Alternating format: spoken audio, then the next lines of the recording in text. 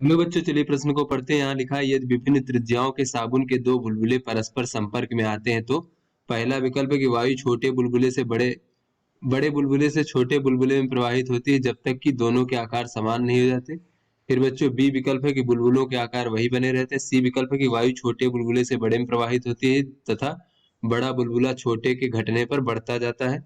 D विकल्प है वायु छोटे से बड़े बड़े से छोटे बुलबुले में प्रवाहित होती है जब तक कि छोटे बुलबुले का आकार बड़े के बराबर ना हो जाए तथा बड़े का छोटे के बराबर ना हो जाए। तो चलिए बच्चों, इस प्रश्न की मूल अवधारणा को हम देख लेते हैं। तो बच्चों, इस प्रश्न की मूल अवधारणा में हम देख लेते हैं कि जो हमारा साबुन का बुलबुला होता है बच्चों, उसके भीतर भी वायु होता है और बाहर भी वायु होता है। तो बच्चों, बाहर वायु दाब इस प्रकार से हम इसे वायुमंडलीय दाब के बराबर होता है बच्चों, इस प्रकार से PATM मान लेते हैं। और अंदर जो वायु दाब है बच्चों, उसे हम P इन मान लेते हैं इस प्रकार से। तो बच्चों, अंदर का वायु दाब अधिक होता है। तो बच्चों, ये पृष्ठ तनाव के कारण ऐसा होता है। तो दाबांतर अगर देखें बच्चों, तो ये अंदर का वायु दाब और माइनस बाहर का वायुमंडलीय दाब बराबर कितना होता है? ये होता है 4T/R, जहां पे बच्चों T क्या है? पृष्ठ तनाव है। R क्या है बच्चों? ये हमारा साबुन के बुलबुले की त्रिज्या है, इस प्रकार से। तो चलिए बच्चों, अपने प्रश्न को हल करते हैं। तो यहाँ पर बच्चों कहा जा रहा है कि दो विभिन्न त्रिज्याओं के साबुन के बुलबुले। तो मान लीजिए बच्चों, ये स्मॉल r है इस प्रकार से, इसकी त्रिज्या, और एक बच्चों ये कैपिटल R त्रिज्या का बच्चों साबुन का बुलबुला है इस प्रकार से। तो बच्चों, यहाँ पर स्मॉल r छोटा है, कैपिटल R बड़ा है, इस प्रकार से। तो यहाँ पर बच्चों हम अंदर जो है दाब P1 मान लेते हैं और यहाँ पर अंदर दाब P2 मान लेते हैं, और बाहर बच्चों वायुमंडलीय दाब को हम P मान लेते हैं इस प्रकार से।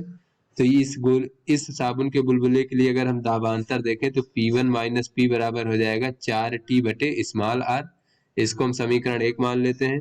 और बच्चों, इस बुलबुले के लिए अगर हम देखें तो P2 माइनस P बराबर हो जाएगा बच्चों 4T/R। इसको हम समीकरण 2 मान लेते हैं। बच्चों, हम यहाँ पर समीकरण 1 को जो है 2 से भाग दे देंगे यहाँ पर। तो क्या होगा बच्चों?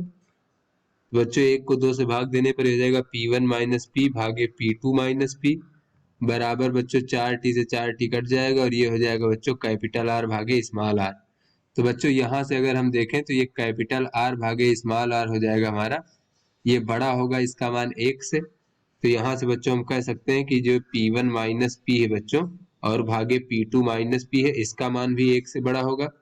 तो यहाँ से बच्चों अगर हम देखें तो ये P1 माइनस P जो है ये बड़ा होगा P2 माइनस P से। तो बच्चों, ये माइनस पी कट जाएगा और P1 का मान बड़ा होगा किससे? P2 से। तो यहाँ पर बच्चों हम देख रहे हैं कि छोटे बुलबुले के अंदर जो वायुदाब है वो अधिक है बड़े बुलबुले के वायुदाब से। तो बच्चों, जब दोनों बुलबुले परस्पर संपर्क में आ जाएंगे तो क्या होगा बच्चों? तो परस्पर संपर्क में आने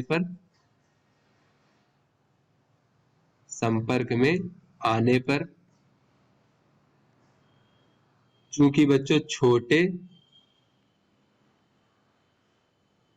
बुलबुले के अंदर जो है बच्चों बड़े बुलबुले की तुलना में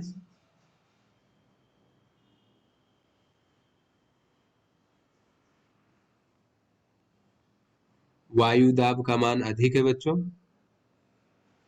तो बच्चों, हमें पता है कि वायु जो है बच्चों दाबांतर को कम करती है बच्चों, और जहां पर दाब, ये फिर ये कह लें बच्चों, अधिक दाब से कम दाब की ओर वायु प्रवाहित होती है बच्चों। ठीक है। तो यहाँ पर बच्चों अधिक दाब है छोटे बुलबुले में। तो यहाँ से हम कह सकते हैं इसलिए वायु जो है छोटे बुलबुले से बड़े बुलबुले में प्रवाहित होगी।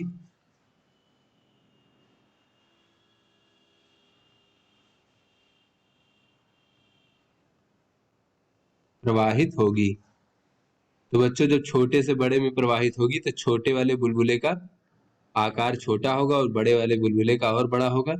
तो इस प्रकार से बच्चों अगर हम देखें तो पहला विकल्प कि बड़े बुलबुले से छोटे बुलबुले में प्रवाहित होती है, ये हमारा गलत है। बुलबुलों के आकार वही बने रहते, ये भी गलत है बच्चों।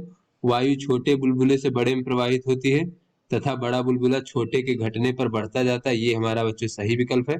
डी विकल्प की वायु बड़े से छोटे बुलबुले में प्रवाहित होती है जब तक कि छोटे बुलबुले का आकार बड़े के बराबर न हो जाए तथा बड़े का। तो बच्चों, ये भी हमारा गलत है बच्चों, बड़े से छोटे में प्रवाहित नहीं होती। तो आशा करते हैं आपको समझ में आ गया होगा। धन्यवाद।